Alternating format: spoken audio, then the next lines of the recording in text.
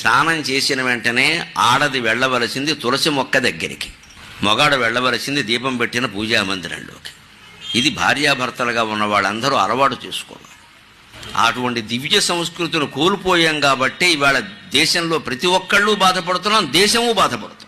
పూష వెలుంగులో సూర్యోదయం ఇంకా కాకముందే ఈ దేశంలో ప్రతి ఇల్లాలు కులభేదం లేకుండా స్నానం చేసి ఉతికిన చీర కట్టుకుని సిగలో ఇంత మల్లె పువ్వు, చామంతి పువ్వు, ఏ కాలంలో ఏ పువ్వు పూస్తే ఆ పువ్వు జడలో తురుముకిన ముత్తైదువుగా వెళ్ళి తులసి మొక్క చుట్టూ 3 ప్రదక్షిణాలు చేసి దోష నీళ్లు పోసిందండి. ఈవేళ మళ్ళీ నేను గమనిస్తున్నా, ఏ మాటకు ఆ మాట చెప్పాలి. 10-15 ఏళ్లుగా ప్రవచన పరంపర పెరుగుతూ ఉండడం వల్ల చాలా ఇళ్లలో మళ్ళీ తులసి మొక్కల్ని ఆరాధించే సంస్కృతి పెరిగింది. ఇంటి ముందు దీపాలు పెడుతున్నారు, కాస్త శుచి శుభ్రత పాటిస్తున్నారు. ప్రవచనకర్తలందరికీ నేను ధన్యవాదాలు తెలియజేస్తున్నాను. వారి కారణంగానే ఇది జరిగింది. దాని మహిమ దీని మహిమ